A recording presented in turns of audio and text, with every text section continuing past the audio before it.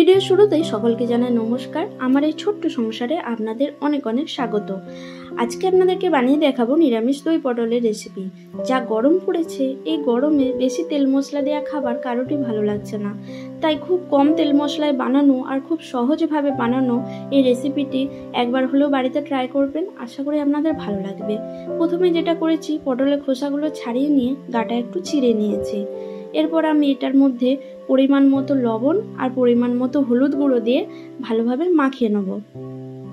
পটলের গাগুলো একটু চিড়ে দেওয়ার ফলে যে মশলাটা এটার মধ্যে ভালোভাবে ঢুকবে। দেখুন, এটা মাখিয়ে রাখার পর আমি একটা কড়াই গরম করে নিয়েছি। এর মধ্যে আমি দিয়ে দিচ্ছি 2 চামচ সরষের তেল। তেলটা একটু গরম হয়ে যাওয়ার পর এরপর আমি এক এক করে পটলগুলো দিয়ে দিচ্ছি। পটলগুলো একটু উল্টে পাল্টে ভেজে নেওয়ার পর আমি এটা গ্যাসের ফ্লেমটা একটু লো করে রেখে এটা ঢাকা দিয়ে রেখে দেবো। তাতে একটু সেদ্ধটাও হয়ে যাবে আর ভাজাটাও ভালোভাবে হবে। আর এদিকে আমি একটা মশলা পেস্ট তৈরি করে নিচ্ছি। 7-8টা আমি কাজু দিয়ে দিলাম আর 3 চামচ পোস্ত দিলাম, দিয়ে একটা মিহি পেস্ট আমি বানিয়ে রাখবো। এদিকে দেখুন, ঢাকনা খুলে দেখছি পটলগুলো মোটামুটি ভাজাও হয়ে গেছে, হালকা সেদ্ধও হয়ে গেছে। তো এটাকে আমি একটা অন্য পাত্রে তুলে রেখে দিচ্ছি। এরপর ওই পাত্রের মধ্যে আমি গোটা গরম মশলা, গোটা এলাচ এবং দারচিনি ফোড়নে দিলাম।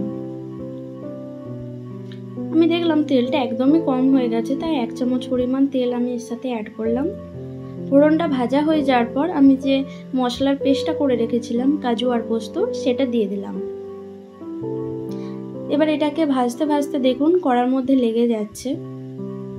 তো আমি মশলা ধরে একটু জল ছিল, সেটা একটু এখানে দিয়ে দিচ্ছি।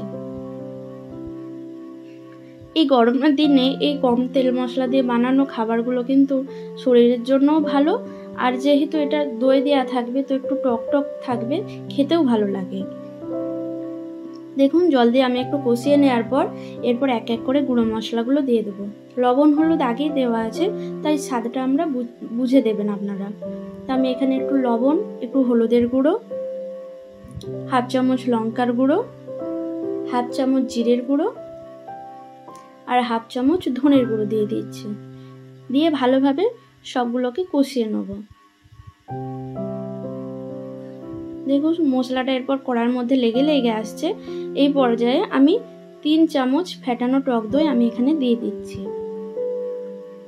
টক দইটা দেওয়ার সময় কিন্তু গ্যাসের ফ্লেমটা কমিয়ে রাখবেন, নয়তো একটু ছানা ছানা কেটে যেতে পারে।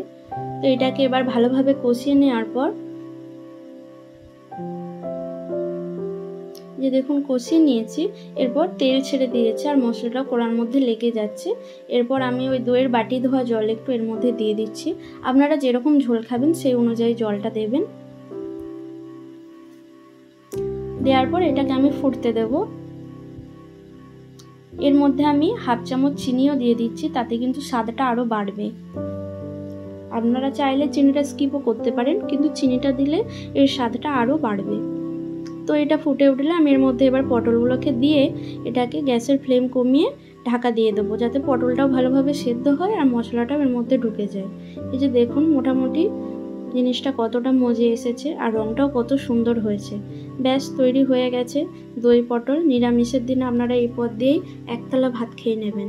ভিডিওটা কেমন লাগলো আমাকে অবশ্যই কমেন্টে জানাবেন। যদি ভালো লেগে থাকে একটা লাইক করে দেবেন, আর প্লিজ আমার চ্যানেলটাকে সাবস্ক্রাইব করে দেবেন, পাশে থাকবেন।